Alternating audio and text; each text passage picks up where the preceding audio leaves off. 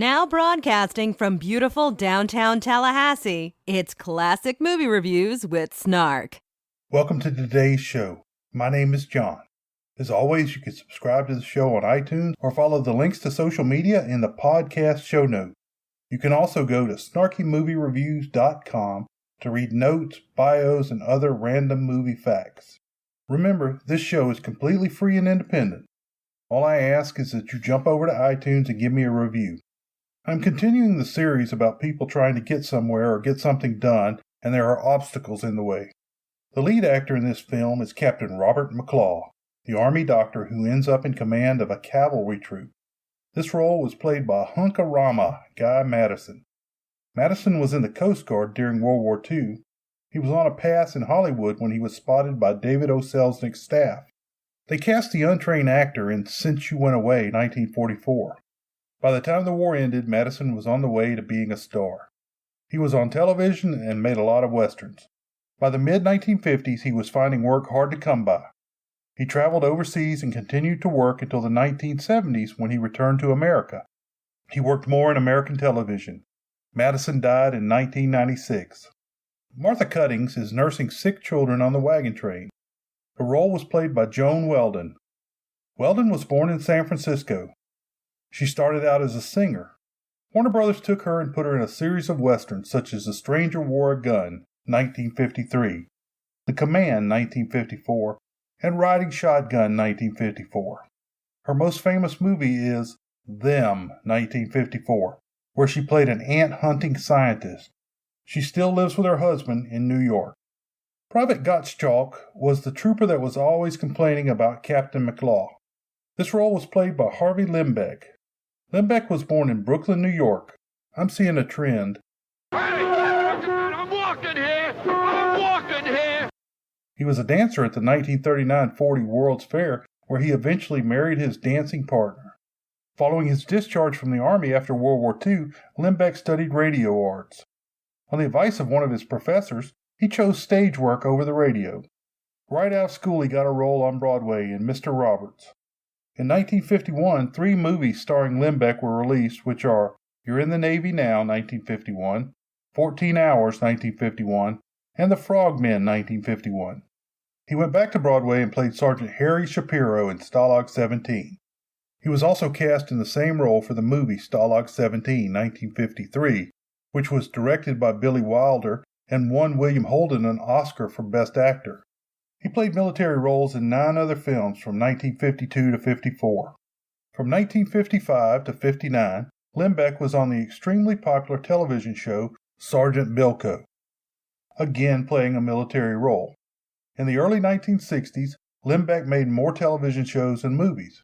I will always remember Lembeck for the series of roles where he played Eric Von Zipper, the malapropistic leader of the Rat Pack motorcycle gang in 7 beach party movie films with Frankie Avalon and Annette Funicello. Von Zipper's catchphrase was, "Him I like," or "Him I do not like." He also had the power to paralyze people by pointing at their temple, but he mostly did it to himself and had to be carried out by his gang. The character Von Zipper was modeled after Marlon Brando's in The Wild One, 1953.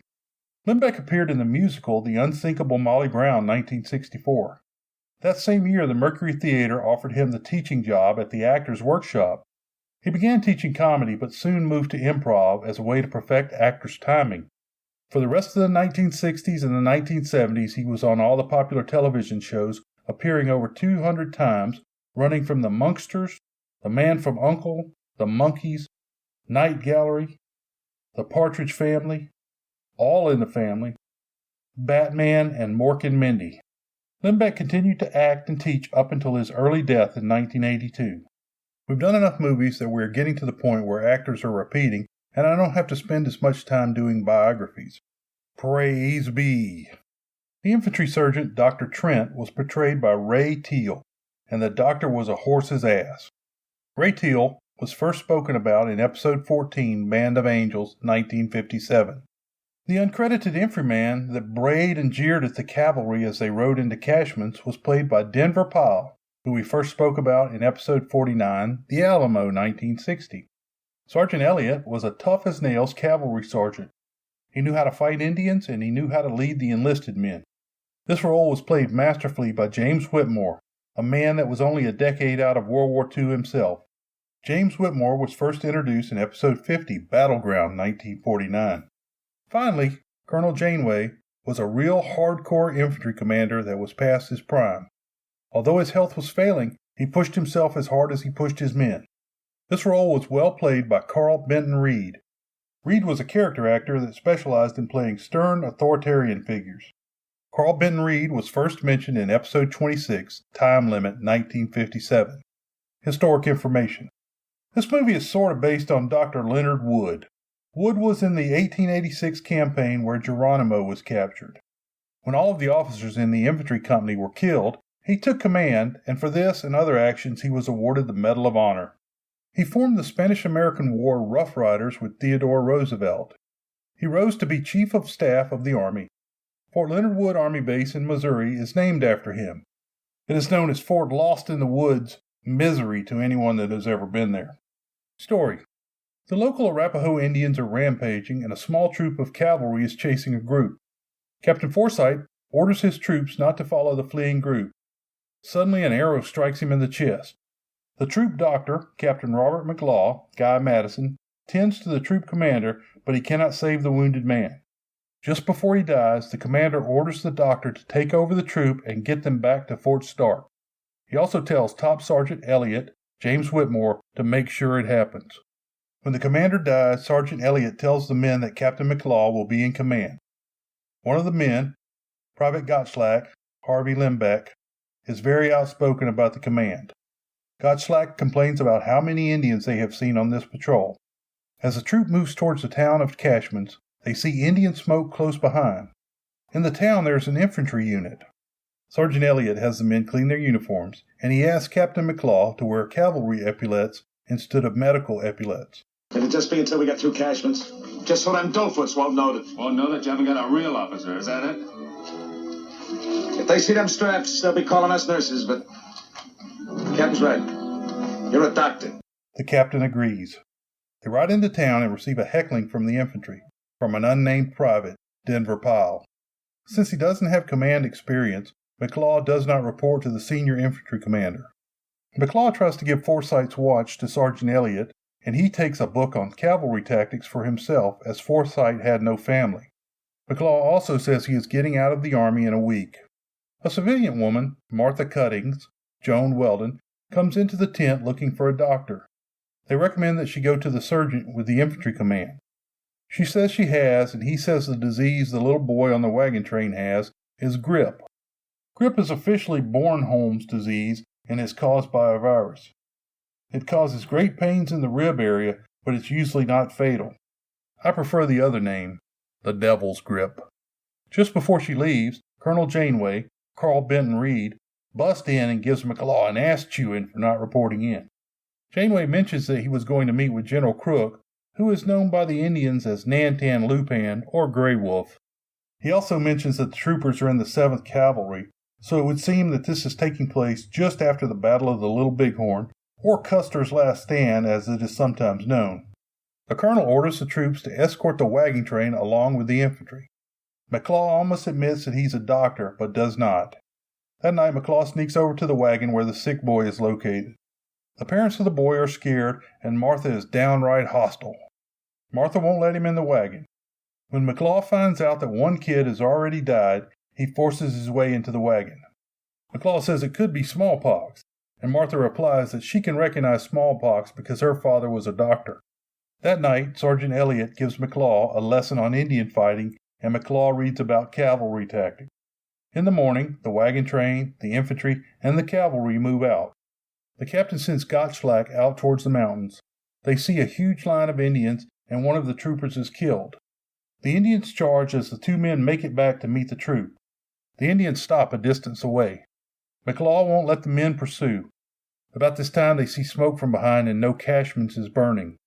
Colonel Janeway is giving McLaw another ass-chewing for engaging the enemy. Not drag your yellow legs all over the country looking for glory. I wasn't looking for glory. I've got orders to join General Cook at the Paradise. I intend to get there without trouble. Unless these hostile raiding parties are poked up by your jackasses on horseback, They won't attack an outfit as big as this. They're not just small raiding parties, sir. My scouts saw Arapaho, Cheyenne, Sac, Fox, Omaha, Pawnees. Pawnees? What are you talking about, man? Pawnees this far west? Pawnees. Right in the middle of the rant, he grabs his chest and falls into his chair. McLaw goes to get the infantry sergeant, Dr. Trent, Ray Teal. Trent is a real horse's ass, and he rebuffs McLaw when he tells him that the colonel is sick. You're the regimental surgeon? Mm-hmm. I think you better take a look at the colonel. Captain, I've looked at that colonel every day for the last 5 years except today. Now, why spoil it for me? He's sick. He's sick. Why, that old fool ought to be home in bed writing memoirs that nobody'll ever read. McLaw goes into the wagon and examines the sick boy. He tells Martha again that it might be smallpox. Just at that time, a band of Indians attack with flaming arrows, but they are driven away by the army. McLaw goes to see Colonel Janeway about the attack. The colonel allows the cavalry to hang behind the wagon train to prevent attacks. Dr. Trent examines the sick boy again and quarantines the wagons for smallpox. The sick wagons are forced to camp and move separately. McLaw goes to the sick camp. Martha admits that the first boy that died had a rash, and she had lied about it. You've endangered the lives of everyone in it. How do you know? If there'd been a decent doctor, one who could have been sure, if I'd found anyone to help. McLaw tells Martha he is really a doctor. He vaccinates Martha, and then they establish that each other is single. He tries to get Martha to travel with the main wagon, but she refuses. He also tells her to destroy everything that comes into contact with the sick. The next day, the sick wagons are attacked. They steal one of the sick wagons before the cavalry can come up to stop the attack. McLaw thinks Martha has been kidnapped, but he finds her okay. McLaw asks Colonel Janeway to bring the sick wagons closer. Dr. Trent jumps down McLaw's throat and tells him to mind his own business. The colonel orders the wagon train to pick up the pace. The infantrymen, who are green, start throwing away equipment to make their loads lighter. That night, the sick kids lose their rash. McLaw has a plan, and before he leaves, him and Martha get all kissy-face. McLaw and his troop make a fake deserted camp, and the Indians ride down to scavenge. The troopers pop up from behind sagebrush and kill most of the band of Indians. The infantry is getting weaker as the Indians wait for their chance. The cavalry mounts are breaking down as well. McLaw goes to see Colonel Janeway, who is getting sicker. He shows him a discarded infantry rifle, and the colonel goes on another rant and collapses. He calls for Dr. Trent, who rudely steps in and pronounces stroke. Stroke. Should have happened sooner. It's a wonder he's still alive. Do something. All right, I'll prescribe a vine-covered veranda with a rocking chair. Meantime, I'll have him moved to a wagon. The senior major refuses to take command, so it falls to Dr. McLaw. McLaw finds out that they have to cross through a pass, and that is where they expect the Indians to attack. McLaw sends Sergeant Elliott out to keep the Indian scouts away. They double up the wagons and send most of the infantry and wagon trainers ahead to the pass on foot. They load 40 infantry sharpshooters in the empty wagons and wait in a defensive circle. They also mount a howitzer in one of the wagons. The plan is to make the defensive wagons travel in a wedge. Martha and McLaw play kissy-face again before she leaves for the pass. McLaw makes some of the troopers put on women's clothes to fool the Indians. Come in. You 5 men are going to pretty yourselves up now. In this? That's just your color guard, Chuck. Did he order this? There ain't nothing in regulation that says I gotta No, but wear it. there's something in there about obeying orders. Gottschalk, who dresses like a woman in this movie, has another drag scene in Stalag 17, 1953, as well. In the late morning, the Indians attack the camp. They start going ring around the wagons. Both sides are taking pretty heavy losses when the cavalry mounts their horses and the wagons with the sharpshooters head out. In one scene, an Indian gets knocked off his horse. He gets run over by 4 horses and a wagon. This was not a planned stunt, but it looked good, so they left it in. The stuntman had broken bones and ribs. There is also the use of the Wilhelm scream at this point. The wagons form their defensive formation, but the Indians don't follow right away. When the Indians do catch up, the wagon with the cannon fires, and many of the Indians are taken down with grape shot. In the movie, one of the actors rests his hand on the cannon before it's fired.